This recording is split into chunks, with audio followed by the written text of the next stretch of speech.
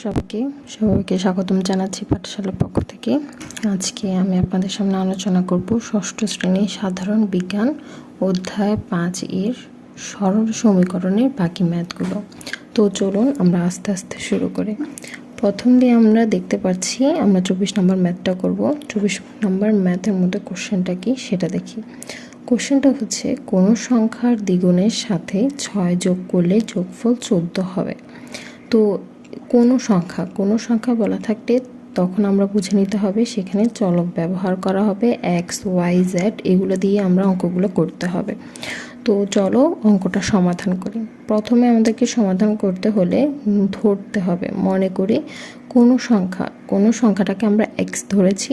তো প্রশ্ন মতে দ্বিগুণের সাথে 6 যোগ করলে, দ্বিগুণ মানে 2x মানে চলক এতর সাথে 6 যোগ করলে প্লাস 6 যোগ করলে যোগফল 14 হবে। তো আমরা সমীকরণটা সাজিয়ে ফেলেছি। সমীকরণ অনুযায়ী আমরা বাকি ম্যাথটার প্রসেসিংটা করব। যেমন 2x প্লাস 6 ইকুয়াল টু 14। 2xটাকে আমরা সমানের এই পাশে রেখে প্লাস 6টাকে সমানের ওই পাশে নিয়ে যাওয়ার ফলে -6 হয়ে গেছে। -6-এর ফলে 14 থেকে 6 বাদ দেওয়ার পর 8 হয়। 2x গুণ আকারে আছে, x থেকে 2টাকে আলাদা করলে সমানে যদি এ পাশে নিয়ে আসি তাহলে হয়ে যায় ভাগ আকারে। তো 2 দিয়ে 8কে ভাগ করলে 4 আসে। সুতরাং নির্ণয় সংখ্যাটি x ইকুয়াল টু 4, অর্থাৎ আমাদেরকে x এর মানটা বের করতে বলছে, আমরা x এর মানটা বের করে ফেলেছি। এবার চলো 25 নম্বর ম্যাথ হলে। 25 নম্বর ম্যাথে কি বলা আছে? 25 নম্বর ম্যাথে বলা হচ্ছে কোনো সংখ্যা থেকে 5 বিয়োগ করলে বিয়োগফল 11 হবে। এখানে দেখা যাচ্ছে না, হয়তো উঠেনি। কোনো সংখ্যার ক্ষেত্রে থেকে 5 বিয়োগ করলে বিয়োগফল 1 হবে। তো চলো এটারই সমাধান করি আমরা।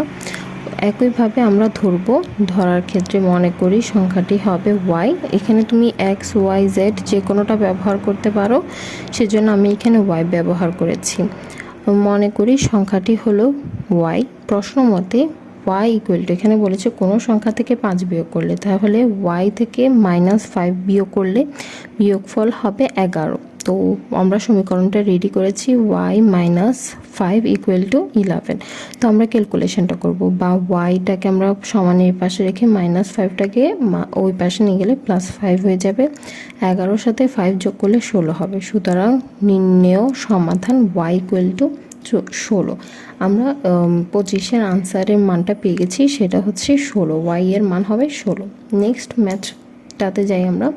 নেক্সট ম্যাথ হচ্ছে 26 নাম্বার। 26 নাম্বারে কি বলা হয়েছে আমরা সেটা পড়ে নিই। কোনো সংখ্যা 7 গুণ সমান 21 হবে। 7 গুণ সমান 21 হবে কিভাবে? কোনো সংখ্যা, যখনই কোনো সংখ্যা বলা থাকবে তখনই বুঝে নিতে হবে আমাদেরকে এখানে এক্স ওয়াই জেড চলক ব্যবহার করতে হবে। এক্স এর মানই বের করতে বলেছে সাধারণত। তো মনে করি এক্স ইকুয়াল সংখ্যাটি এক্স। প্রশ্ন মতে আমাদের প্রশ্ন অনুযায়ী আমরা সমীকরণটা তৈরি করব।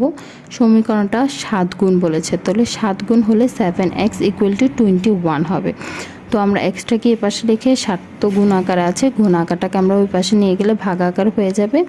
তো ভাগ আকারে হয়ে গেলে 7কে 21 দ্বারা ভাগ করলে 3 আসে। সুতরাং নির্ণয় সংখ্যাটি x ইকুয়াল টু 3। আমাদেরকে x এর মান বের করতে বলেছে, আমরা x এর মান বের করেছি, x ইকুয়াল টু 3। একইভাবে আমরা 27 নাম্বারটা দেখি। 27 নাম্বারে কি বলা হয়েছে? কোনো সংখ্যার 4 গুণের সাথে 3 যোগ করলে যোগফল 23 হবে। এখানে 23 হবে বলছে। তো কেমনে হবে সেটা আমরা এখন দেখিনি। সমাধান করতে হবে। সমাধান করা কোনো সংখ্যার ক্ষেত্রে বললে আমরা এক্স ওয়াই জেড যে কোনো চলক ব্যবহার করব। সেক্ষেত্রেও আমরা সেমভাবে সংখ্যাটি এক্স ধরেছি। প্রশ্নতে কি বলা হয়েছে?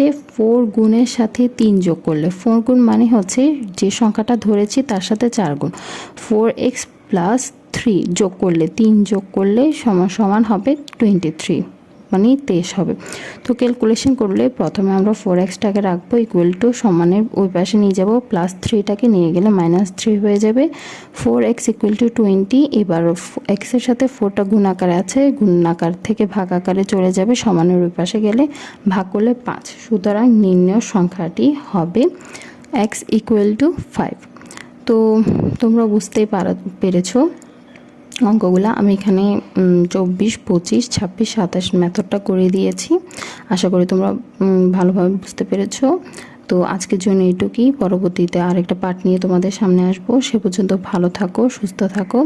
অবশ্যই আমাদের চ্যানেলটিকে সাবস্ক্রাইব করবে, পাশে থাকা বেল আইকনটি ক্লিক করবে, লাইক শেয়ার করবে। আল্লাহ হাফেজ সবাইকে।